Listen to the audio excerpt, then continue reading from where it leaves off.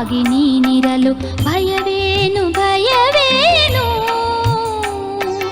ಭಯವೇನು ತಂದೆ. ಜಗವೆಲ್ಲ ದೂರಾಗಿ ಜೊತೆಯಾಗಿ ನೀನಿರಲು ಭಯವೇನು ಭಯವೇನು ಭಯವೇನು ತಂದೆ.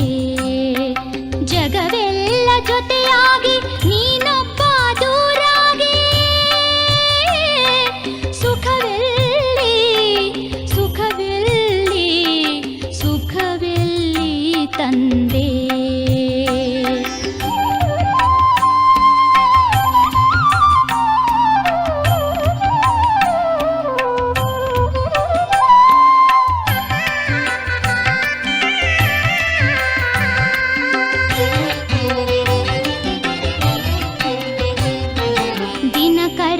ಜೊತೆಗಿರಲು ದೀಪದ ಬೆಳಕೇಕೆ, ಕಲ್ಪತರು ಜೊತೆಗಿರಲು ಅಲ್ಪರ ಹಂಗೇಕೆ. ಪರಮಪಿತ ನೀನಿರಲು ಪರರ ಆಶ್ರಯವೇಕೆ. ಶಿವಛತ್ರ ಛಾಯೆಯಲಿ ಮಾಯೆಯ ಭಯಬೇಕೆ. ಜಗವೆಲ್ಲ ದೂರಾಗಿ ಜೊತೆಯಾಗಿ ನೀನಿರಲು ಭಯವೇನು ಭಯವೇನು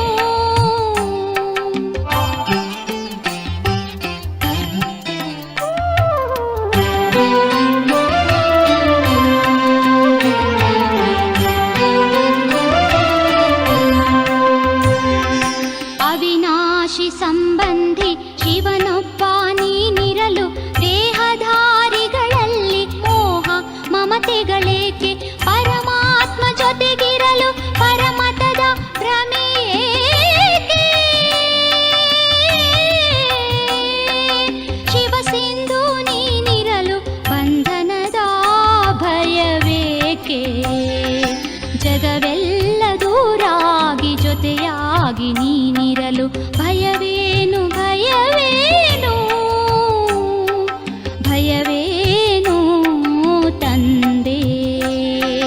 ಭಯವೇನು ತಂದೆ ಭಯವೇನು ತಂದೆ.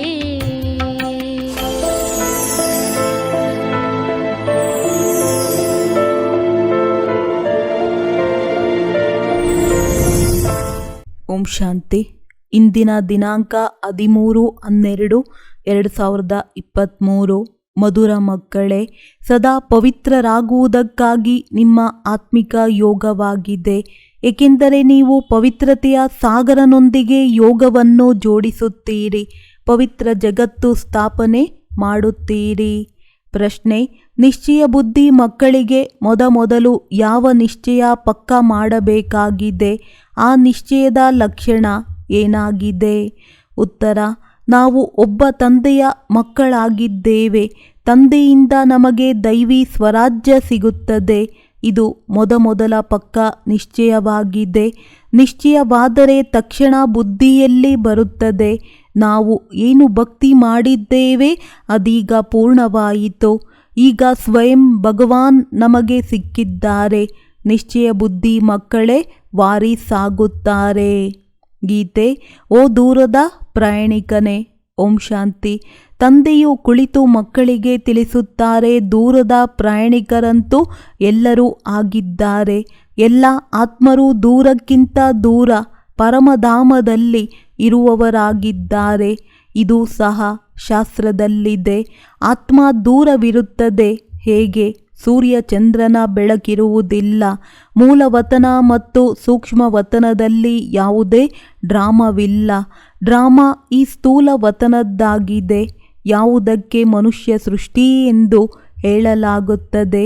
ಮೂಲ ವತನದಲ್ಲಿ ಮತ್ತು ಸೂಕ್ಷ್ಮ ವತನದಲ್ಲಿ ಯಾವುದೇ 84 ಜನ್ಮಗಳ ಚಕ್ರವಿಲ್ಲ. ಚಕ್ರವನ್ನು ಮನುಷ್ಯ ಸೃಷ್ಟಿಯಲ್ಲಿ ತೋರಿಸಲಾಗುತ್ತದೆ. ಮನುಷ್ಯ ಸೃಷ್ಟಿ ಏನು ವಸ್ತುವಾಗಿದೆ? ಮನುಷ್ಯ ಯಾವುದರಿಂದ ಮಾಡಲಾಗಿದ್ದಾರೆ?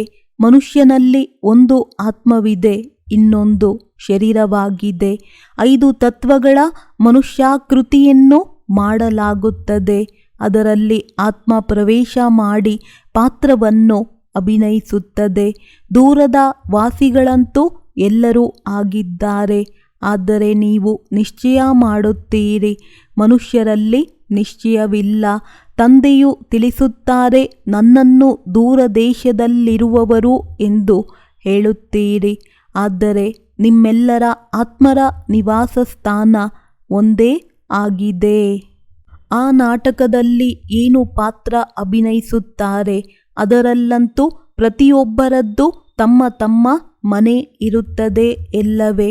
ಅಲ್ಲಿಂದ ಬಂದು ಪಾತ್ರವನ್ನು ಅಭಿನಯಿಸುತ್ತಾರೆ. ಇಲ್ಲಿ ನೀವು ಮಕ್ಕಳು ತಿಳಿಯುತ್ತೀರಿ, ನಾವೆಲ್ಲರೂ ಒಬ್ಬ ತಂದೆಯ ಮಕ್ಕಳಾಗಿದ್ದೇವೆ. ಒಂದೇ ಮನೆ ಪರಮಧಾಮದಲ್ಲಿ ಇರುವವರಾಗಿದ್ದೇವೆ. ಅದಾಗಿದೆ ಬ್ರಹ್ಮ ಮಹಾತತ್ವ, ಇದಾಗಿದೆ ಆಕಾಶ ತತ್ವ. ಇಲ್ಲಿ ಪಾತ್ರವನ್ನು ಅಭಿನಯಿಸುತ್ತೀರಿ. ರಾತ್ರಿ ಹಗಲಾಗುತ್ತದೆ. ಇದಕ್ಕಾಗಿ ಸೂರ್ಯ ಚಂದ್ರವೂ ಇದೆ. ಮೂಲವತನದಲ್ಲಂತೂ ಹಗಲು ರಾತ್ರಿ ಇರುವುದಿಲ್ಲ. ಈ ಸೂರ್ಯ ಚಂದ್ರ ಯಾವುದೇ ದೇವತೆಗಳಲ್ಲ. ಇವಂತೂ ಸ್ಟೇಜನ್ನು ಪ್ರಕಾಶಮಯವಾಗಿ ಮಾಡುವಂತಹ ದೀಪಗಳಾಗಿವೆ. ಹಗಲಲ್ಲಿ ಸೂರ್ಯ ಬೆಳಕನ್ನು ಕೊಡುತ್ತದೆ, ರಾತ್ರಿಯಲ್ಲಿ ಚಂದ್ರ ಬೆಳಕನ್ನು ಕೊಡುತ್ತದೆ. ಈಗ ಎಲ್ಲ ಮನುಷ್ಯರು ಮುಕ್ತಿಧಾಮಕ್ಕೆ ಹೋಗಬೇಕೆಂದು ಬಯಸುತ್ತಾರೆ. ಭಗವಂತನು ಮೇಲೆ ಇದ್ದಾರೆ ಎಂದು ತಿಳಿಯುತ್ತಾರೆ. ಭಗವಂತನನ್ನು ನೆನಪು ಮಾಡುತ್ತಾರೆ. ಏ ಪರಂಪಿತ ಪರಮಾತ್ಮ, ಬುದ್ಧಿಯು ಮೇಲೆ ಹೋಗಿಬಿಡುತ್ತದೆ. ಆತ್ಮ ತಿಳಿದುಕೊಂಡಿದೆ, ಆದರೆ ಅಜ್ಞಾನವು ಹರಡಿದೆ. ಇದನ್ನು ತಿಳಿದುಕೊಂಡಿದ್ದೀರಿ. ನಾವು ಇಲ್ಲಿರುವವರಲ್ಲ, ನಮ್ಮ ತಂದೆ ಅವರಾಗಿದ್ದಾರೆ. ಮುಖದಿಂದ ಓ ಗಾಡ್ ಫಾದರ್ ಎಂದು ಹೇಳುತ್ತಾರೆ. ನಂತರ ಹೇಳುತ್ತಾರೆ, ಎಲ್ಲರೂ ಫಾದರ್ ಆಗಿದ್ದಾರೆ. ಭಗವಂತ ಸರ್ವವ್ಯಾಪಿಯಾಗಿದ್ದಾರೆ. ಮಕ್ಕಳಿಗೆ ತಿಳಿಸಲಾಗಿದೆ, ಎಲ್ಲರೂ ತಂದೆಯಾಗಿಲ್ಲ. ಎಲ್ಲ ಆತ್ಮರು ಪರಸ್ಪರ ಸಹೋದರರಾಗಿದ್ದಾರೆ. ಇದನ್ನು ತಿಳಿಯದೇ ಇರುವ ಕಾರಣ ಒಡೆದಾಡುತ್ತಾ ಜಗಳವಾಡುತ್ತಿರುತ್ತಾರೆ. ನೀವು ಆತ್ಮರು ಸಹೋದರರಾಗಿದ್ದೀರಿ. ಒಬ್ಬ ತಂದೆಯ ಸಂತಾನರಾಗಿದ್ದೀರಿ. ನಿಶ್ಚಯ ಬುದ್ಧಿಯವರು ನಂಬರ್ ವಾರ್ ಆಗಿದ್ದಾರೆ. ಲೌಕಿಕ ಸಂಬಂಧದಲ್ಲಿ ನಿಶ್ಚಯವಿರುತ್ತದೆ. ತಂದೆಯಿಂದ ಆಸ್ತಿಯನ್ನು ಪಡೆಯುತ್ತೇವೆ. ಇಲ್ಲಿ ತಂದೆಯಿಂದ ಮಾಯೆಯು ಪದೇ ಪದೇ ಮುಖವನ್ನು ತಿರುಗಿಸಿ ಬಿಡುತ್ತದೆ. ಸರ್ವಶಕ್ತಿವಂತ ತಂದೆಯ ಮಕ್ಕಳಾಗುತ್ತೀರೆಂದರೆ ಮಾಯೆಯು ಸರ್ವಶಕ್ತಿವಂತನಾಗಿ ಯುದ್ಧ ಮಾಡುತ್ತದೆ. 5 ವಿಕಾರಗಳ ಮೇಲೆ ಜಯಗಳಿಸುವಂತಹ ಯುದ್ಧವಾಗಿದೆ. ಯುದ್ಧವಂತೂ ಪ್ರಸಿದ್ಧವಾಗಿದೆ. ಬಾಕಿ ಶಾಸ್ತ್ರಗಳಲ್ಲಿ ಯಾವ ಕೌರವರು ಪಾಂಡವರು ತೋರಿಸುತ್ತಾರೆ, ಆ ಮಾತಂತೂ ಇಲ್ಲ.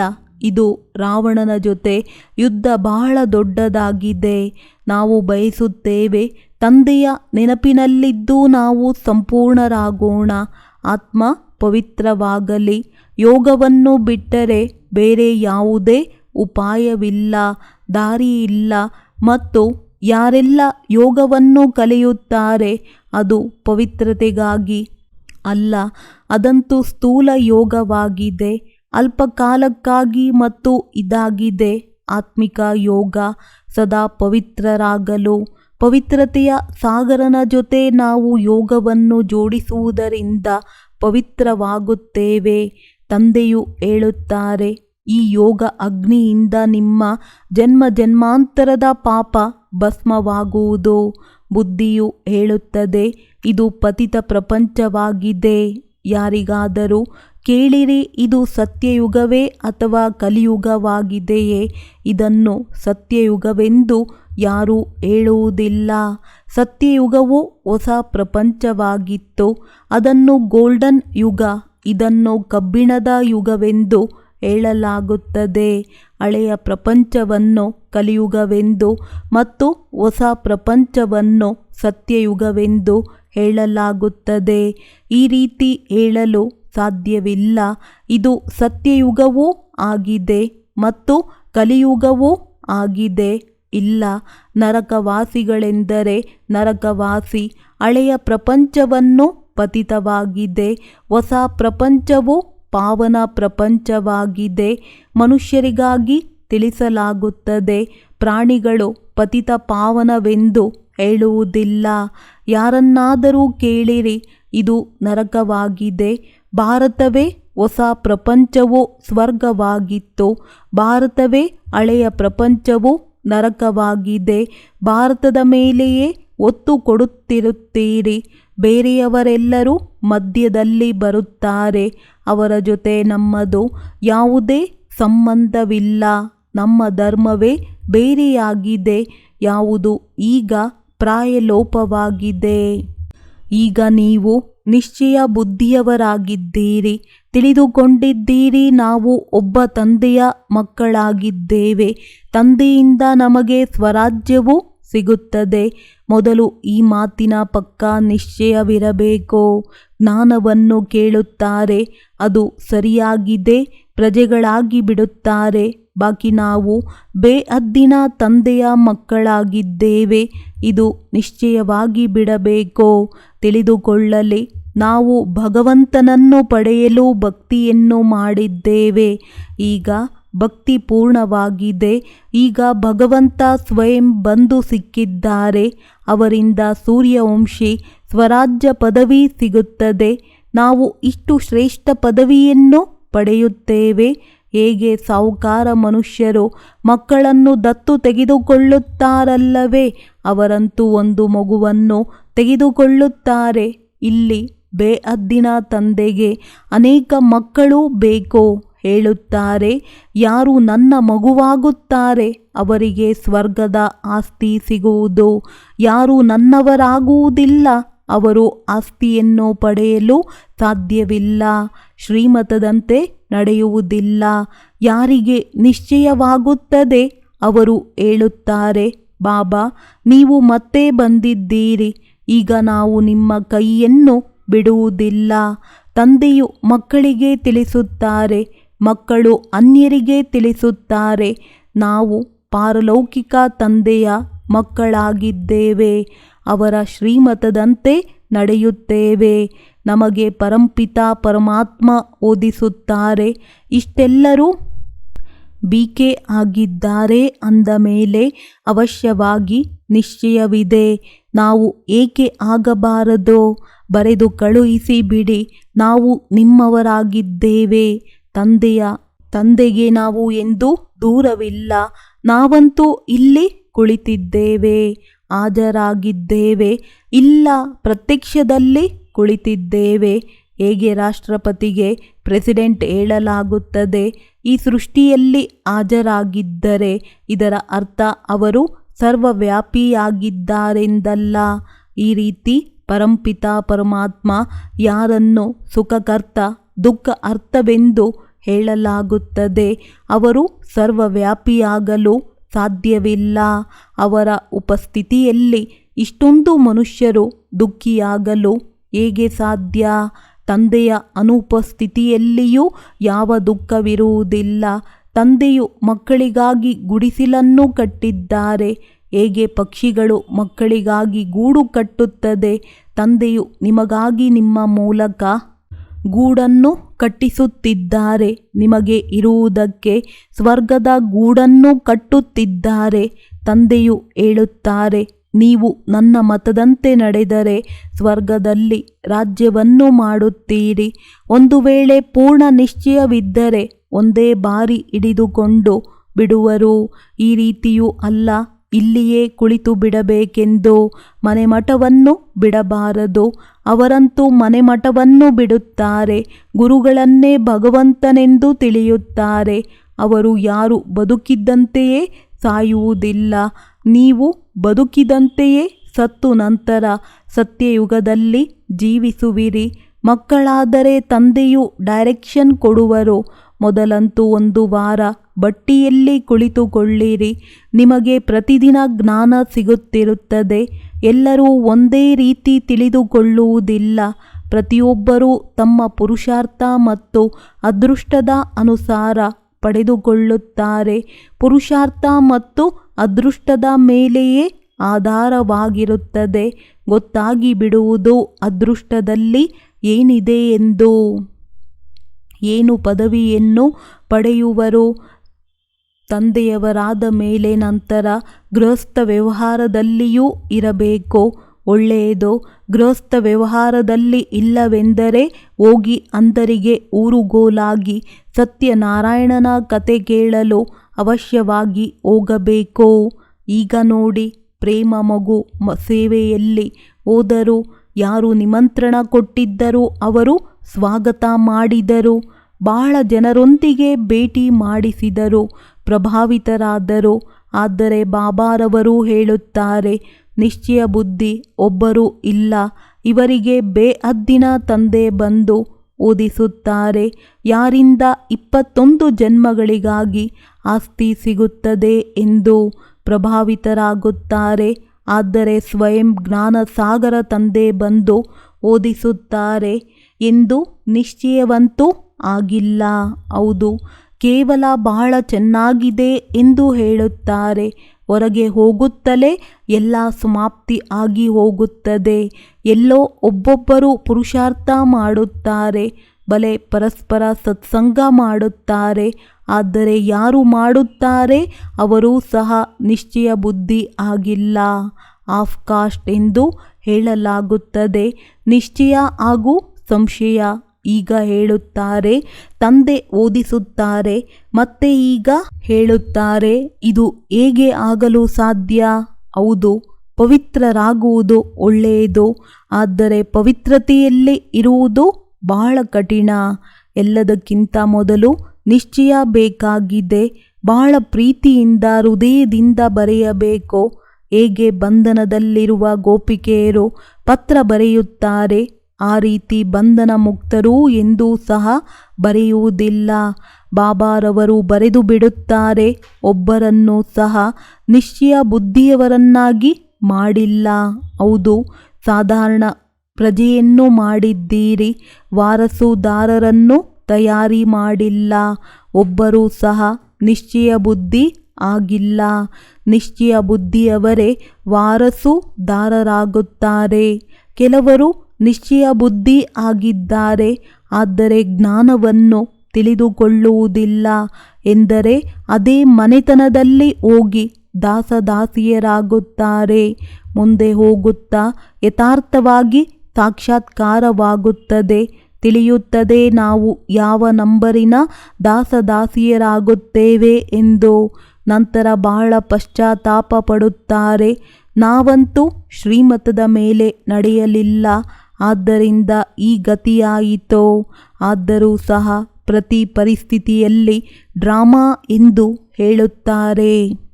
ಡ್ರಾಮಾದಲ್ಲಿ ಇವರದ್ದು ಕಲ್ಪ ಇದೆ, ಪಾತ್ರವಿದೆ, ಸಾಕ್ಷಾತ್ಕಾರವಾಗಲೇಬೇಕು. ಕೊನೆಯಲ್ಲಿ ಫಲಿತಾಂಶ ಹೊರಬರುವುದು. ನಂತರ ಹೇಳಲಾಗುತ್ತದೆ ಇದು ನಿಗದಿಯಾಗಿತ್ತು ಎಂದು. ನಮ್ಮ ಅದೃಷ್ಟದಲ್ಲಿ ಇತ್ತು, ನಿಮ್ಮ ವಿದ್ಯೆಯ ಫಲಿತಾಂಶ ಬರುವುದು.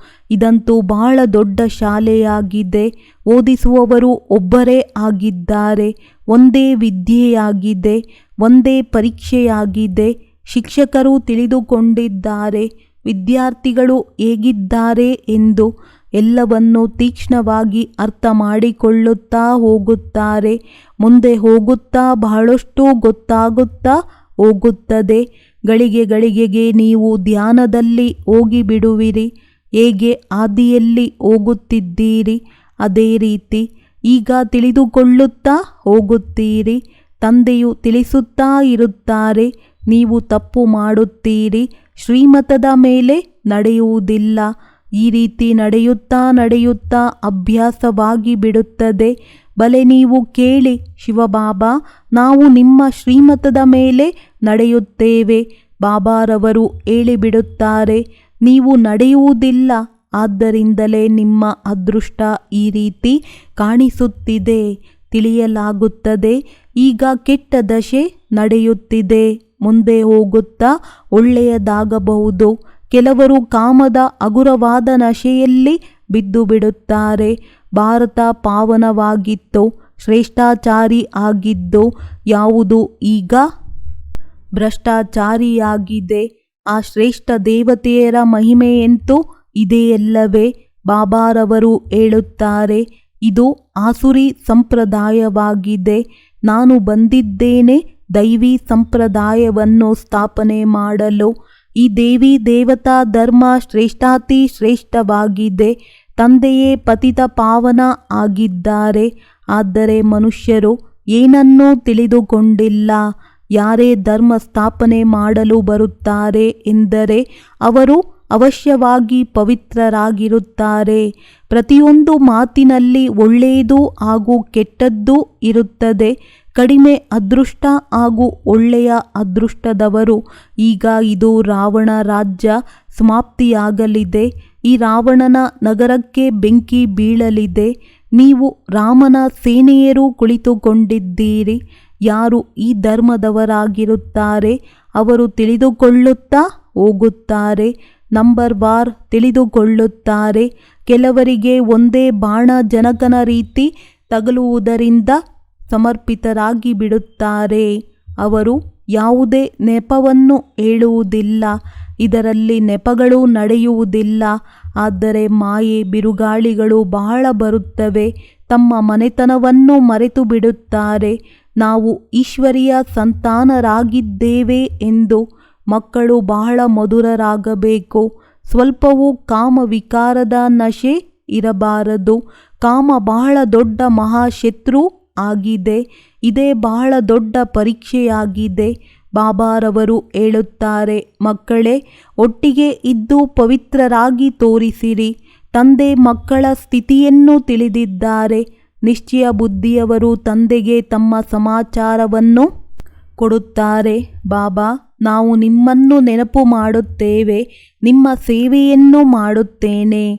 ಯಾವಾಗ ಸೇವೆ ಸಮಾಚಾರವನ್ನು ಬರೆಯುತ್ತಾರೆ ಆಗ ವಿಶ್ವಾಸ ಬರುತ್ತದೆ. ಯಾವಾಗ ಸರ್ವೀಸ್ನ ಸಾಕ್ಷಿಯನ್ನು ತೋರಿಸುತ್ತಾರೆ ಆಗ ಬಾಬಾರವರು ತಿಳಿಯುತ್ತಾರೆ, ಇವರಲ್ಲಿ ಒಳ್ಳೆಯ ಉಮಂಗ ಕಾಣಿಸುತ್ತಿದೆ ಹಾಗೂ ಇದನ್ನು ತಿಳಿದುಕೊಳ್ಳಬೇಕು. ಬಾಬಾರವರು ಒಬ್ಬರೇ ಆಗಿದ್ದಾರೆ. ನಾವು ಅನೇಕ ಮಕ್ಕಳಿದ್ದೇವೆ. ಈಗಲ್ಲ ಬಾಬಾರವರು ಪ್ರತಿದಿನ ಉತ್ತರ ಕೊಡಬೇಕಾಗುತ್ತದೆ. ಇಲ್ಲ, ಬಾಬಾರವರು ಬಡವರ ಬಂಧು ಆಗಿದ್ದಾರೆ. ಬಡವರಿಗೆ ದಾನ ಕೊಡಲಾಗುತ್ತದೆ. ಈ ಭಾರತ ಖಂಡವು ಬಡವಾಗಿದೆ. ಭಾರತವೇ ಸಾಹುಕಾರರಿಂದ ಬಡವಾಗಿದೆ. ಇದು ಯಾರಿಗೂ ಸಹ ಗೊತ್ತಾಗುವುದಿಲ್ಲ. ಈ ಭಾರತವೇ ಅವಿನಾಶಿ ಖಂಡವಾಗಿದೆ. ಎಲ್ಲಿ ಭಗವಂತನ ಅವತರಿತರಾಗುತ್ತಾರೆ. ಭಾರತ ಚಿನ್ನದ ಪಕ್ಷಿಯಾಗಿತ್ತು. ಅರ್ಥ ಸರ್ವ ಸುಖಗಳ ಭಂಡಾರವಾಗಿತ್ತು. ಯಾವ ಸುಖಧಾಮಕ್ಕೆ ಹೋಗಲು ನಾವೆಲ್ಲರೂ ಪುರುಷಾರ್ಥ ಮಾಡುತ್ತಿದ್ದೇನೆ. ಒಳ್ಳೆಯದು. ಮಧುರಾತಿ ಮಧುರ ಅಗಲಿ ಮರಳಿ ಸಿಕ್ಕಿರುವಂತಹ ಮಕ್ಕಳಿಗೆ ಪ್ರೀತಿಯ ಮಾತ್ಪಿತಾ ಬಾಪ್ತಾದಾರವರ ನೆನಪು, ಪ್ರೀತಿ ಹಾಗೂ ಸುಪ್ರಭಾತ. ಆತ್ಮೀಯ ಮಕ್ಕಳಿಗೆ ಆತ್ಮೀಯ ತಂದೆಯ ನಮಸ್ತೆ. ಧಾರಣೆಗಾಗಿ ಮುಖ್ಯ ಸಾರ. ಯಾವುದೇ ಕಾರಣಗಳನ್ನು ಹೇಳದೆ ತಂದೆಯ ಶ್ರೀಮತದಂತೆ ನಡೆಯುತ್ತಿರಬೇಕು. ಸರ್ವೀಸ್ನ ಆಧಾರವನ್ನು ಕೊಡಬೇಕಾಗಿದೆ. ನಾವು ಈಶ್ವರಿಯ ಸಂತಾನದವರಾಗಿದ್ದೇವೆ. ನಮ್ಮದು ಶ್ರೇಷ್ಠಾತಿ ಶ್ರೇಷ್ಠ ಸಂಬಂಧವಾಗಿದೆ. ಇದನ್ನು ಮರೆಯಬಾರದು. ನಿಶ್ಚಯ ಬುದ್ಧಿಯವರಾಗಬೇಕು ಮತ್ತು ಮಾಡಬೇಕಾಗಿದೆ. ವರದಾನ: ಶ್ರೇಷ್ಠ ಸ್ವಮಾನದ ಸೀಟ್ನಲ್ಲಿ ಇರುತ್ತಾ ಎಲ್ಲರಿಗೂ ಸನ್ಮಾನ ಕೊಡುವ ಸರ್ವರ ಮಾನನೀಯ ಭವ. ಸದಾ ತಮ್ಮ ಶ್ರೇಷ್ಠ ಸ್ವಮಾನದಲ್ಲಿ ಸ್ಥಿತರಾಗಿರುತ್ತಾ ನಿರ್ಮಾಣರಾಗಿ ಎಲ್ಲರಿಗೂ ಸನ್ಮಾನ ಕೊಡುತ್ತಾ ನಡೆದಾಗ ಈ ಎರಡು ಪಡೆದುಕೊಳ್ಳುವುದಾಗಿ ಬಿಡುವುದು. ಸನ್ಮಾನ ಕೊಡುವುದು ಅರ್ಥಾತ್ ಆ ಆತ್ಮವನ್ನು ಉಮಂಗ ಉತ್ಸಾಹದಲ್ಲಿ ಉಲ್ಲಾಸದಲ್ಲಿ ತಂದು ಮುಂದುವರೆಸುವುದು. ಸದಾ ಸ್ವಮಾನದಲ್ಲಿರುವುದರಿಂದ ಸರ್ವ ಪ್ರಾಪ್ತಿಗಳು ಸ್ವತಃ ಆಗಿಬಿಡುವುದು. ಸ್ವಮಾನದ ಕಾರಣ ವಿಶ್ವ ಸನ್ಮಾನ ಕೊಡುವುದು ಮತ್ತು ಸರ್ವರಿಂದ ಶ್ರೇಷ್ಠ ಮಾನ್ಯತೆ ಸಿಗುವುದಕ್ಕೆ ಪಾತ್ರರಾಗುವಿರಿ. ಮಾನನೀಯರಾಗಿ ಬಿಡುವಿರಿ. ಸ್ಲೋಗನ್: ಯಾರು ಸರ್ವರಿಗೆ ಗೌರವ ಕೊಡುವರು ಅವರ ರೆಕಾರ್ಡ್ ಸ್ವತಃ ಸರಿಯಾಗುತ್ತಾ ಹೋಗುವುದು. ಒಳ್ಳೆಯದು. ಓಂ ಶಾಂತಿ.